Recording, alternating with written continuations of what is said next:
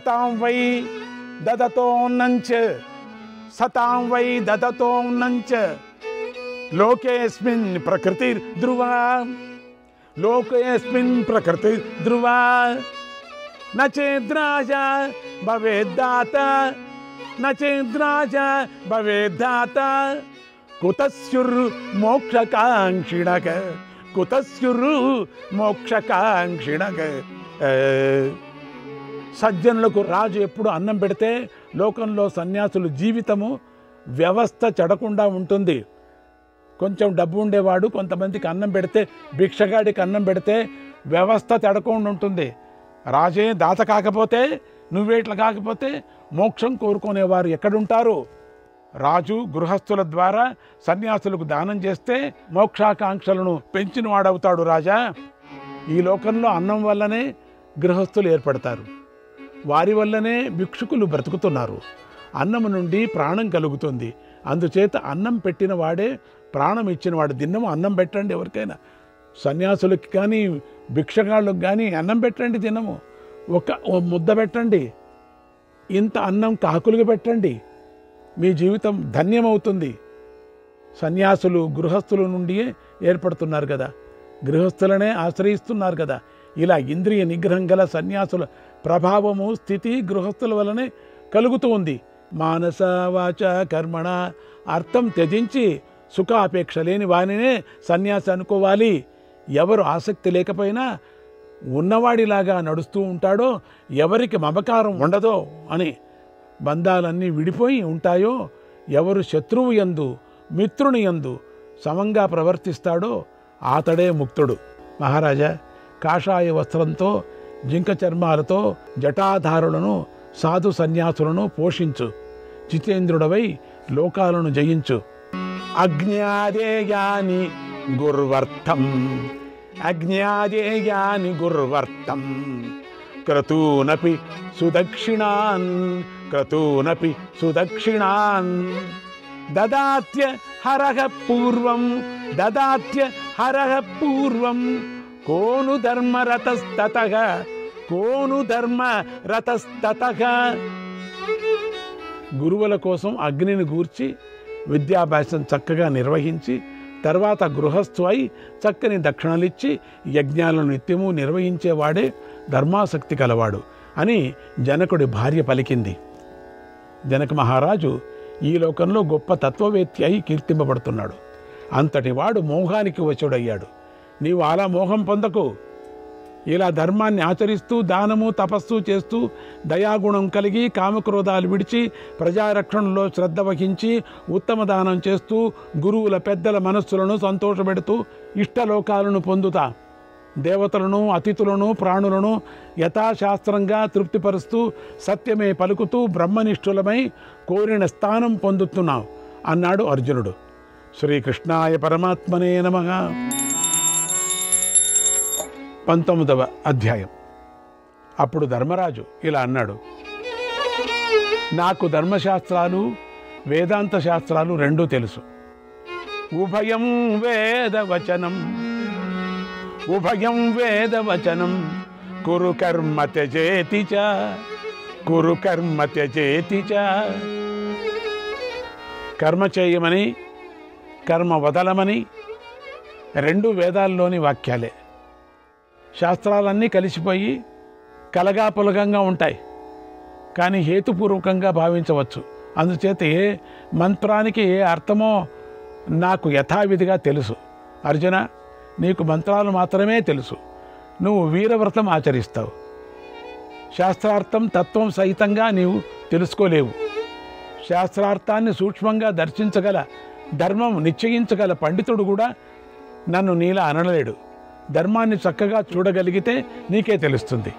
అర్జున, సోదర ప్రేమతో నీవన్న మాట న్యాయసహితమే, తగిందే. నీ మాట నాకు ప్రీతినిచ్చింది. యుద్ధ ధర్మాలన్నిటిలోనూ నిపుణంగా పనులు చేయటంలోనూ నీతో సమానుడు ముల్లోకాలను లేడు. అర్జున, ధర్మం చాలా సూక్ష్మంగా చెప్పాలి.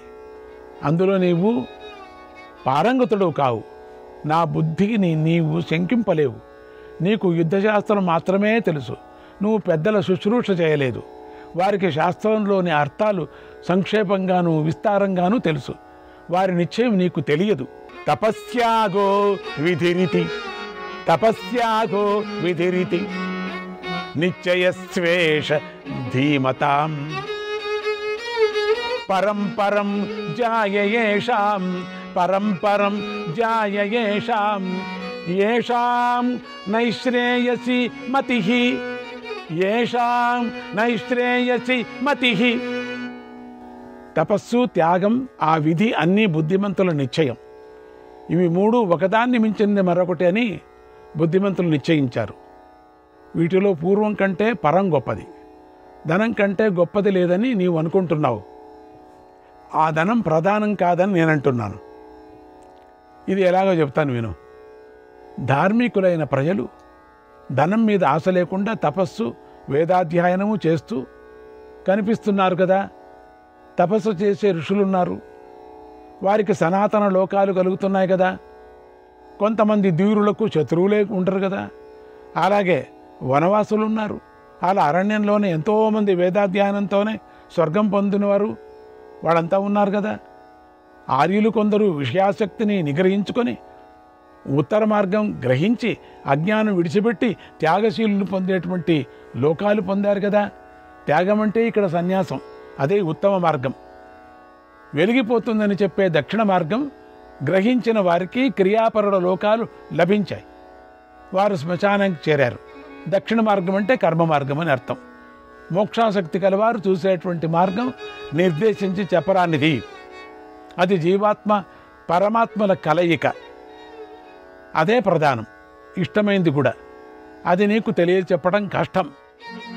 అనుస్మృత్యతు శాస్త్రాణి అనుస్మృత్యతు శాస్త్రాణి కవయః సమవస్థితాః కవయః సమవస్థితాః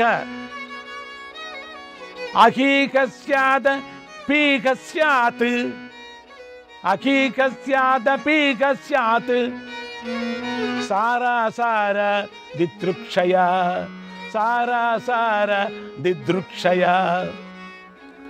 మేధావులు శాస్త్రాలను ఆకలింప చేసుకొని సారం ఇందులో ఉందా లేక అందులో ఉందా అని సారాసారాలను పరీక్షించి నిర్ణయిస్తారయ్యా. ఆ మేధావులు వేదవాదాలను, శాస్త్రాలను, అరణ్యకాలను, అరణ్యాల్లో గురు శిష్య సంభాషణ రూపంలో ఉన్నటువంటి వేదాంత గ్రంథాలను దాటిపోయి అరటి బోధను చీల్చారు. వాళ్ళంతా సారం చూడలేకపోయారు. ఏకాంతం వదిలిపెట్టి కొందరు పంచభూతాల్లో కూడినటువంటి ఈ శరీరంలో ఆత్మ కొన్ని గుర్తులతో ఇచ్ఛాద్వేషం మొదలైన వానితో కూడి ఉంది అన్నారు. ఆ బ్రహ్మతత్వం కంటికి కనపడదు, దాన్ని మాటలతో నిర్దేశించలేం. అది కర్మకు కారణమైన మాయను ముందు పెట్టుకొని ప్రాణుల్లో మార్పు చెందుతుంది, జీవరూపంగా మారుతుంది.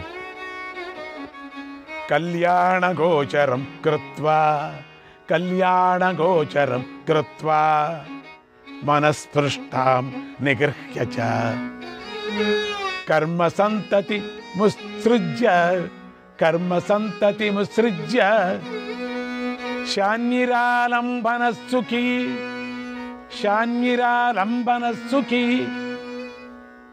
మానవుడు మనస్సును ఆత్మ పదార్థం వైపు తిప్పుకోవాలి, కోరికలన్నీ నిగ్రహించుకోవాలి, కర్మల సముదాయాన్ని విడిచిపెట్టాలి, ఏమాత్రమో అహంకారము మిగలనివ్వకూడదు. అప్పుడు అతడు సుఖి అవుతాడు.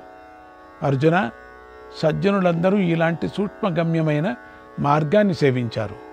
అటువంటప్పుడు అనర్థాలతో కూడిన ధనాన్ని నీవు గొప్పదని ఎలా చెబుతున్నావు?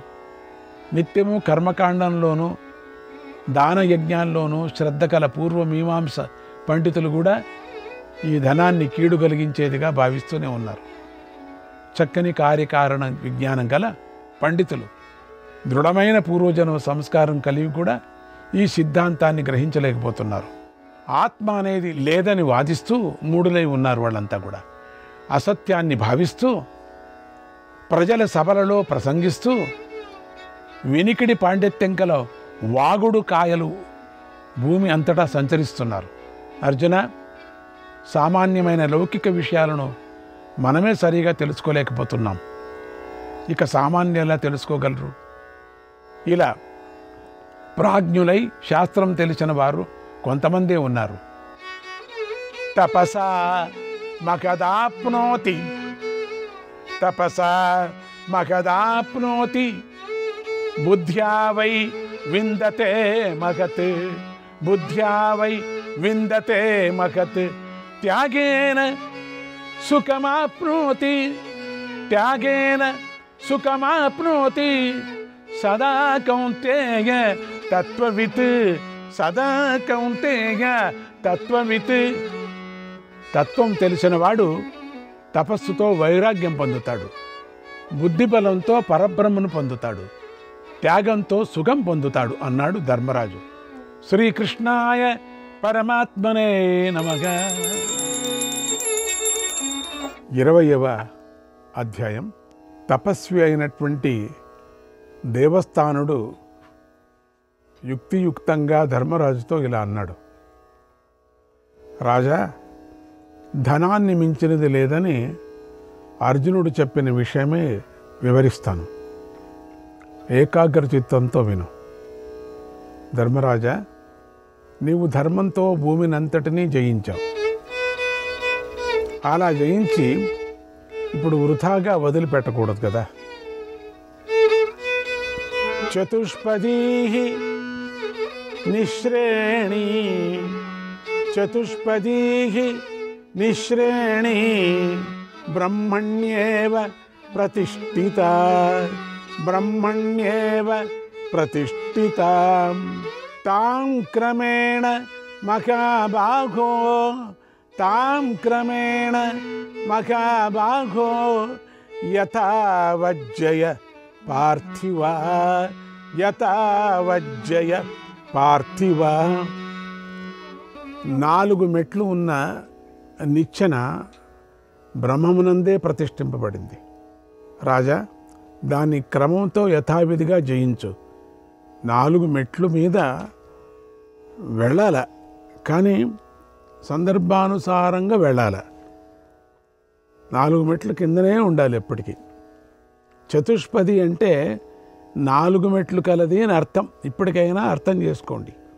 ఎందుకంటే మేడ చూడాలా, మిద్ది చూడాలా, నిచ్చెను చూడాలా, గొంతు చూడాలా, మీ జనాన్ని చూడాలా, అంతా చూసుకోవాలి కదా. అందుకని మీకేమో భలే బాగుంటుంది.